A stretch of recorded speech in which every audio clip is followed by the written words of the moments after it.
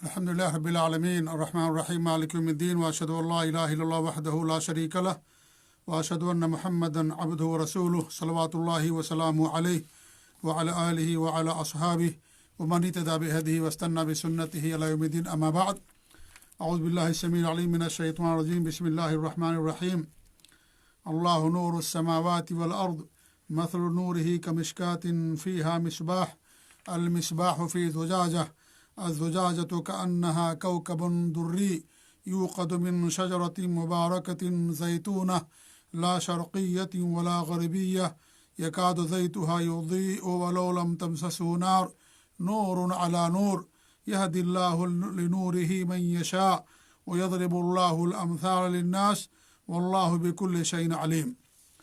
معزز ناظرین و مشاہدین و سامعین و سامعات، سورۃ النور کی آیت نمبر 35 آپ کے سامنے تلاوت کی گئی ہے۔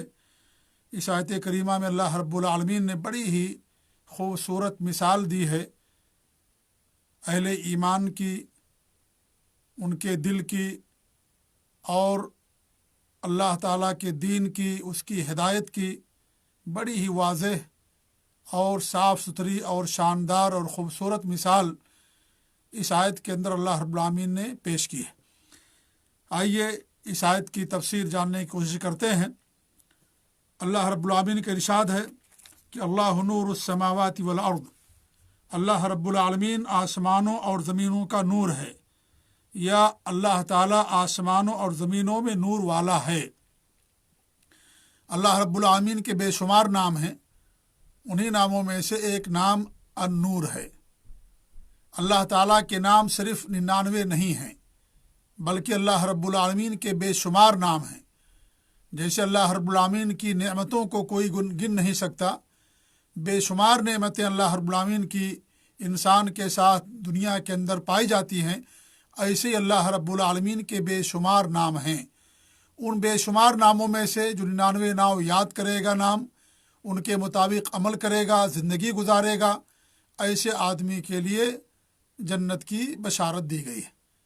من احصاها دخل الجنہ، جو ان ناموں کا احصاء کرے گا، ان ناموں کو یاد کرے گا اور ان ناموں کے مطابق زندگی گزارے گا، ان ناموں کے تقاضے کیا ہیں ان کے مطابق عمل کرے گا، تو ایسے آدمی کے لیے جنت کی بشارت دی گئی ہے۔ تو اللہ رب العالمین کے بے شمار نام ہیں، انہی ناموں میں سے ایک نام النور ہے۔ اللہ تعالیٰ کی ایک صفت نور ہے۔ اللہ کے ہر نام سے صفت ثابت ہوتی ہے، لیکن صفت سے اسم نہیں نکالا جاتا۔ تو اللہ رب العالمین کے جہاں بے شمار نام ہیں، وہیں اللہ رب العالمین کی بے شمار صفات ہیں۔ انہی بے شمار ناموں میں سے النور اور بے شمار صفاتوں میں سے ایک صفت نور کی ہے۔ جیسے اللہ رب العالمین کے ہاتھ ہیں، 2 ہاتھ، اللہ رب العالمین کے انگلیاں ہیں، اللہ رب العالمین کی 2 آنکھیں ہیں، اللہ رب العالمین، یہ سب صفات ہیں۔ اللہ عرش پر جلوہ افروز ہے۔ تو اللہ رب العالمین کی جو صفات ہیں ان کی کیفیت کا علم کسی کے پاس نہیں ہے۔ اس کا معنی ہم جانتے ہیں، اللہ کی صفات کا معنی اور مطلب، لیکن کیفیت ہم اللہ رب العالمین کے حوالے کرتے ہیں۔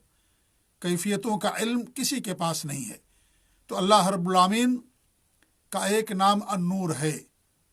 تو معنی کیا ہوا کہ اللہ تعالیٰ آسمانوں اور زمینوں کا نور ہے، یا آسمانوں اور زمینوں میں نور والا ہے۔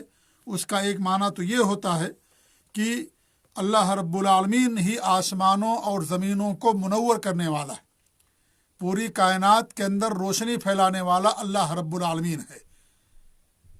اللہ تعالیٰ نے سورج پیدا کیا، ستارے پیدا کیے، چاند پیدا کیا، اور ان کے اندر اللہ رب العالمین روشنی رکھی، اور ان روشنیوں سے اللہ رب العالمین نے آسمانوں اور زمینوں کو منور کیا۔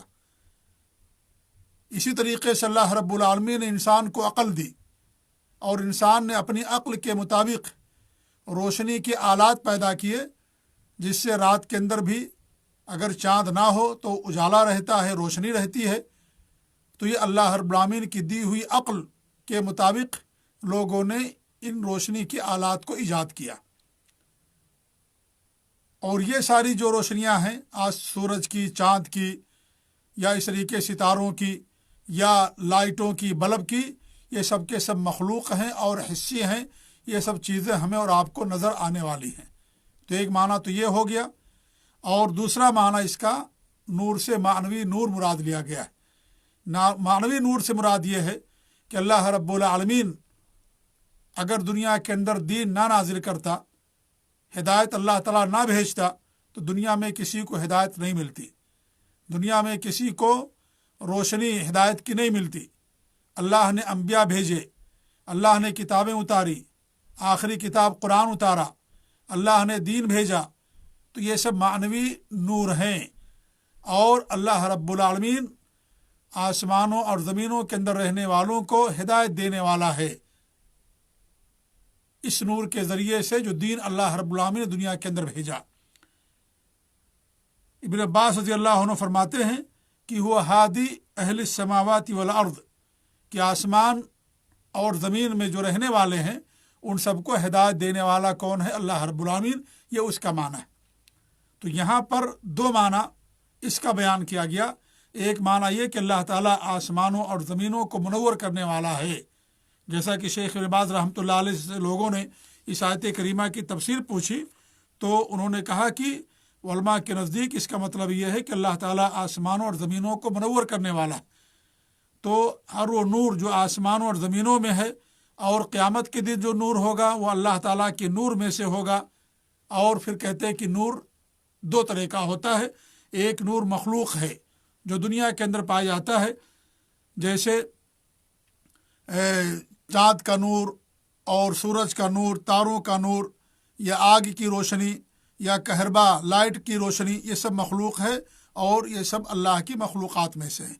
اور ایک نور غیر مخلوق ہوتا ہے بلکہ اللہ تعالیٰ کی صفات میں سے ہوتا ہے، جیسے اللہ تعالیٰ کا ایک صفت نور ہے تو یہ غیر مخلوق ہے، جیسے اللہ رب العالمین کے بہت سارے صفات ہیں، جیسے اللہ کا سننا، اس کا دیکھنا، اس کے ہاتھ اور اس کے قدم، اور اللہ تعالیٰ اس کے علاوہ اور بڑی بڑی صفات، تو یہ مخلوق نہیں ہے۔ اللہ رب العالمین اپنے تمام نام، ذات اور صفات کے ساتھ غیر مخلوق ہے اور خالق ہے اللہ رب العالمین، لہذا جو اللہ تعالیٰ سے متصف نور کی صفت ہے وہ مخلوق نہیں ہے، اور جو دنیا کے اندر نور پائے جاتے ہیں وہ سب کے سب مخلوق ہیں۔ تو یہ معنی علماء نے بیان کیا کہ اللہ تعالیٰ آسمان اور زمین کو منور کرنے والا، اللہ تعالیٰ کا نام ہے النور، اللہ کی صفت بھی نور ہے، اور اس کی حقیقت کیا ہے، کیفیت کیا، اللہ رب العالمین بہتر جانتا ہے۔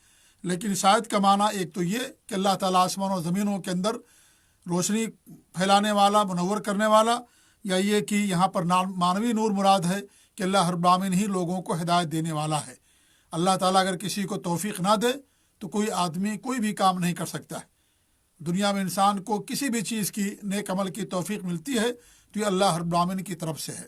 ایمان کی توفیق، صحیح راستے پر چلنے کی توفیق، تلاوت کی توفیق، نماز کی توفیق، جتنے بھی نیک اعمال اور عبادات ہیں یہ سب کے سب توفیق اللہ رب العالمین کی طرف سے ہے۔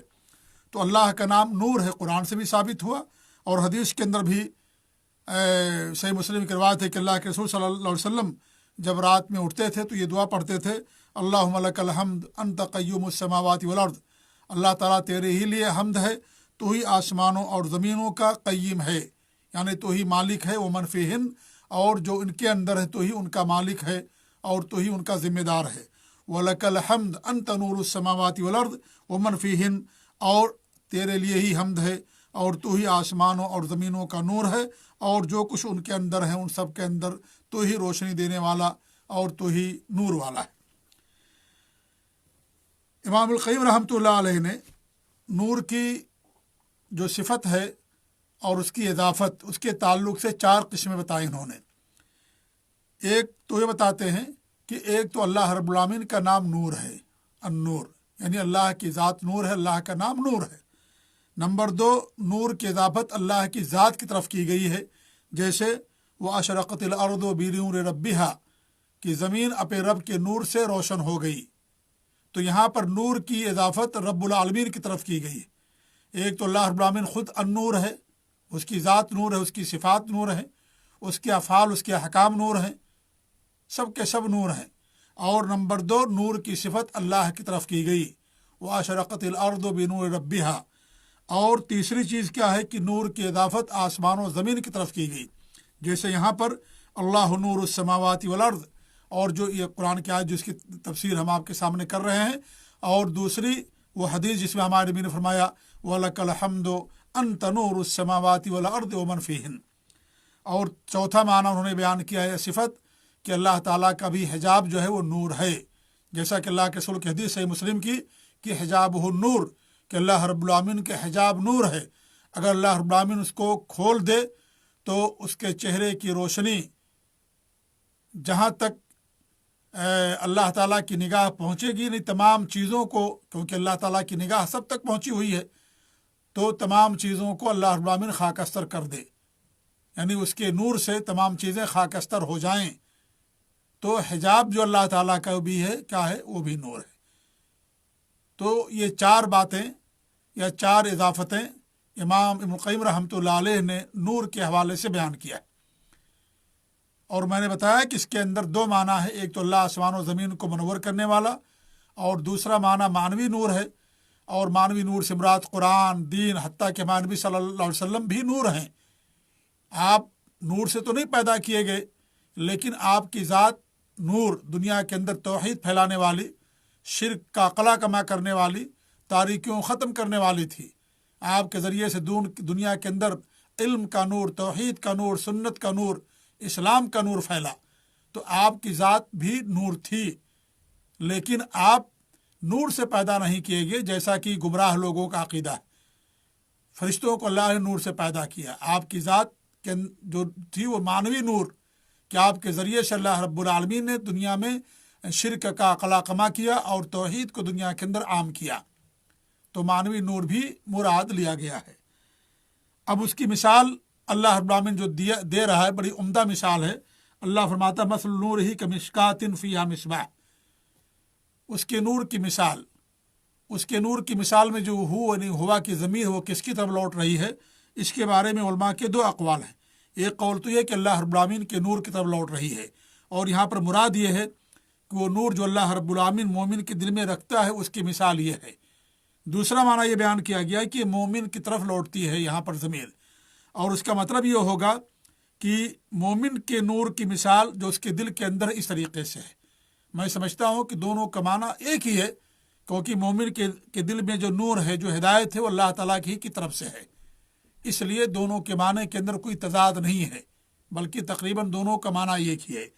تو اللہ فرماتا ہے کہ اس کے نور کی مثال کمشکاتن، اس طاق کے مانند ہے۔ مشکات کہتے ہیں طاق کو، روشن دان جہاں چراغ رکھے جاتے ہیں، اور بعض علماء نے ان لوہوں کو جن میں کڑیاں ہوتی جن کے اندر چراغ کو لٹکایا جاتا ہے، وہ بھی بعض علماء نے مراد لیا ہے۔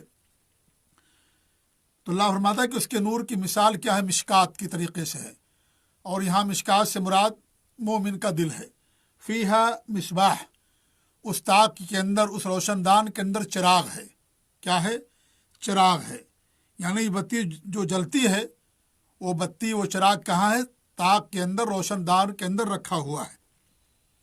المصباح فی زجاجہ، اور وہ جو چراغ ہے وہ کس میں ہے؟ شیشے میں رکھا ہوا ہے، شیشے کی قندیل میں کیا ہے؟ وہ چراغ رکھا ہوا ہے۔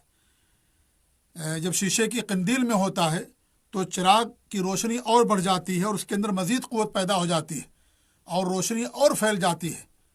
تو وہ شیشے کے اندر، یعنی اگر اس کے اوپر شیشہ نہ ہو، قندیل نہ ہو، تو اس کی روشنی زیادہ عام نہیں ہوگی، اس کے اندر زیادہ قوت نہیں ہوگی۔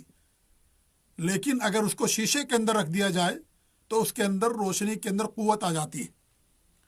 پھر اللہ فرماتا ہے المصباح فی زجاجہ الزجاجۃ کأنہا کوکب دری، وہ جو شیشہ ہے، وہ قندیل ہے جو شیشے کا، گویا چمکتے ہوئے روشن ستارے کے مانند ہے، یعنی بہت صاف و شفاف ہے وہ شیشہ، اور شیشہ اتنا صاف رہے گا اس کی روشنی اتنی ہی زیادہ پھیلے گی اور اتنی ہی زیادہ اس کی روشنی عام ہوگی۔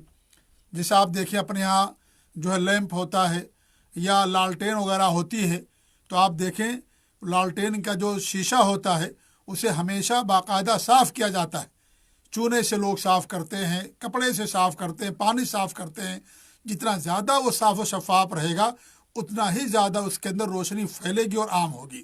تو اللہ فرماتا ہے کہ گویا کہ چمکتا ہوا ستارہ، یعنی اس قدر صاف و شفاف ہے وہ قندیل اور وہ شیشہ۔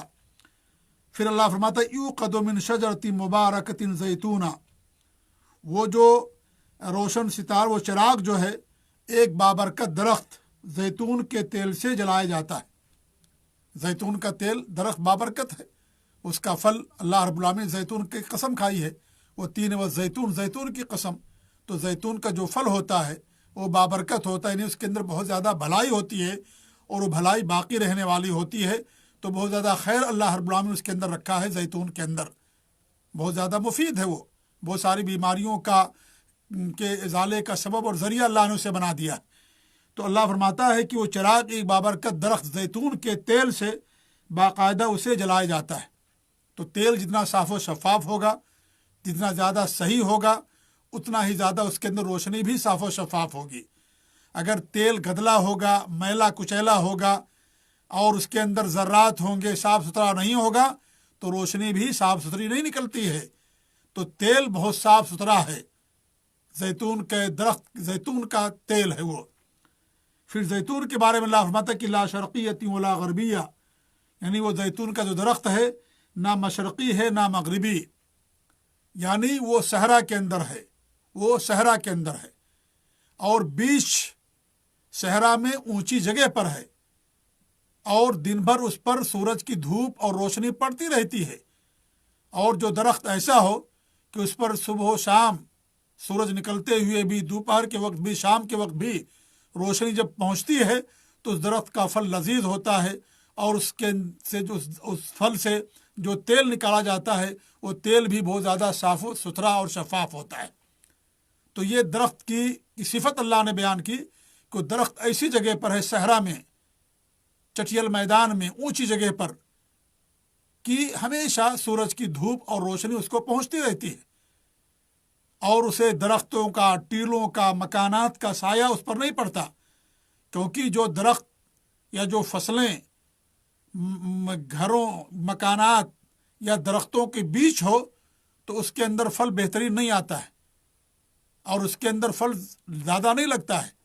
جی، تو جس کو روشنی پہنچتی ہے، دھوپ پہنچتی ہے، وہ درخت، اس کی فصلیں زیادہ بہتر ہوتی ہیں اور اس کے اندر زیادہ غذا ہوتا ہے اور پھل زیادہ لذیذ ہوتا ہے۔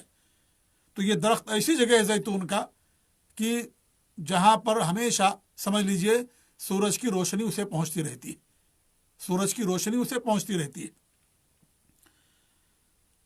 یعنی اگر وہ مشرق میں ہوتا تو جب سورج ڈوبنے لگتا تو روشنی نہیں پہنچتی، اور اگر وہ مغرب میں ہوتا تو جب سورج نکلتا تو روشنی اس کو نہیں پہنچتی، لیکن ایسی جگہ پر ہے کہ اس کو روشنی ہمیشہ پہنچتی رہتی ہے۔ یکاد زیتها یضیء ولو لم تمسسه نار، قریب ہے کہ وہ تیل خود بخود روشنی دینے لگے اگرچہ بھی اسے آگ نہ چھوئے، یعنی اس قدر اس کا تیل صاف و شفاف ہے کہ ایسا لگتا ہے کہ اس کے اندر روشنی ہے، ایسا لگتا ہے کہ اس کے اندر روشنی، اگرچہ اس کو دیا سلائی سے اس چراغ کو نہ جلایا جائے، اسے آگ نہ چھوایا جائے، لیکن اس کے باوجود بھی اتنا زیادہ صاف ہے وہ کہ ایسا لگتا ہے کہ خود بخود وہ جل جائے گا، یعنی روشنی پھیلی ہوئی اس قدر۔ تیل بھی صاف و شفاف ہے، شیشہ بھی صاف و شفاف ہے، تو جب اس قدر صاف و شفاف ہو تو ایسا لگتا ہے کہ اس کے اندر چراغ خود بخود جل اٹھ جائے گا۔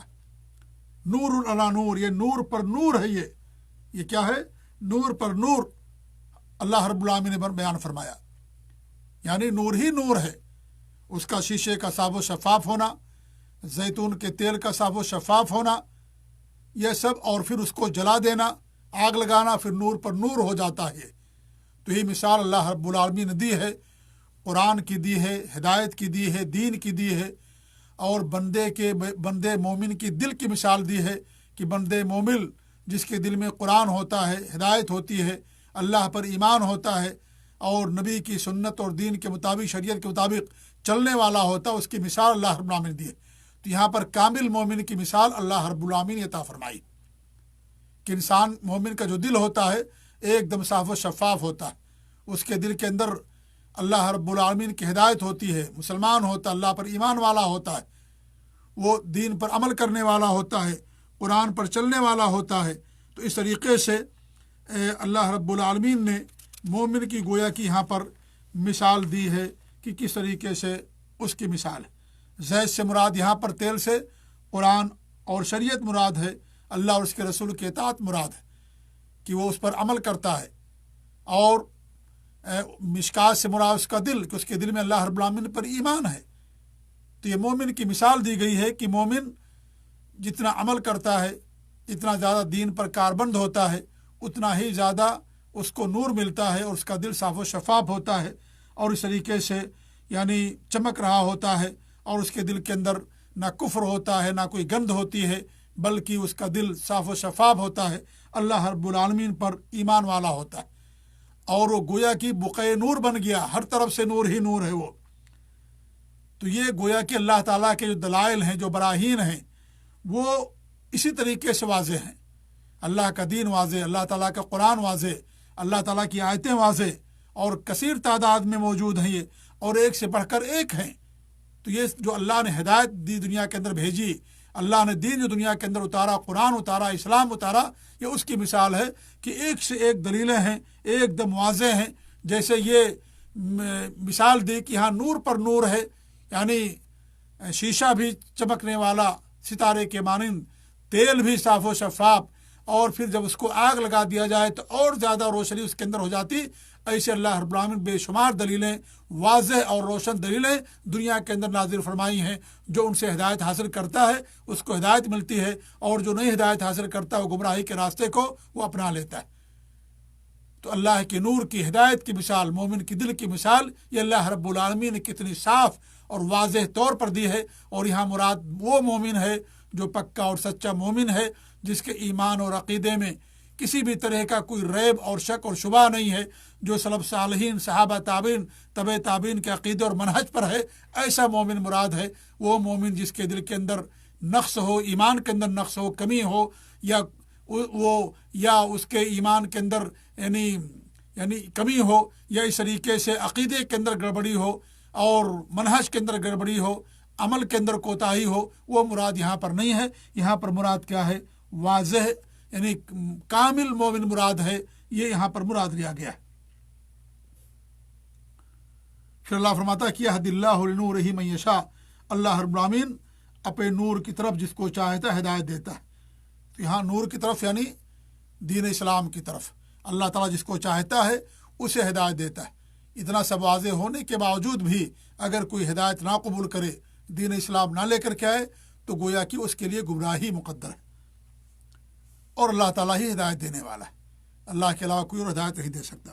اس کے بعد اللہ فرماتا ہے وَيَضْرِبُ اللَّهُ الْأَمْثَالَ لِلنَّاسِ، اللہ رب العالمین لوگوں کے لیے مثالیں بیان کرتا ہے۔ اللہ مثالیں بیان کرتا ہے تاکہ باتیں زیادہ سمجھ میں آئے۔ مثالوں سے بات زیادہ واضح ہو جاتی ہے، اور مثال تقریبی ہوتی ہے، ہو بہو من و ان، مکمل طور پر ہر طرح سے فٹ ہونے والی مثال نہیں ہوتی ہے۔ سمجھانے کے لیے مثالیں دی جاتی ہیں تاکہ انسان کے ذہن میں بات اچھی طریقے سے بیٹھ جائے۔ اللہ رب العالمین نے قرآن کریم کے اندر بہت ساری مثالیں دی ہیں۔ مثال کے طور پر اللہ رب العالمین نے وہ لوگ جو اللہ کے علاوہ کسی اور کی بات کرتے ہیں، ان کی مکڑی کے جالے سے مثال دی ہے۔ جیسے جالے کی کوئی حقیقت نہیں ہوتی، ایسے جو اللہ کے علاوہ کسی کی بات کرتے ہیں اس کی کوئی حقیقت نہیں، اس کا کوئی فائدہ نہیں۔ مکڑی کا جالا اس کو نہیں بچاتا ہے۔ اگر جو ہے معمولی سی جو ہے کچھ لگ جائے، تھوڑی سی ہوا آتی ہے یا کوئی چیز لگ جاتی ہے، فوراً مکڑی کا جالا ختم ہو جاتا ہے۔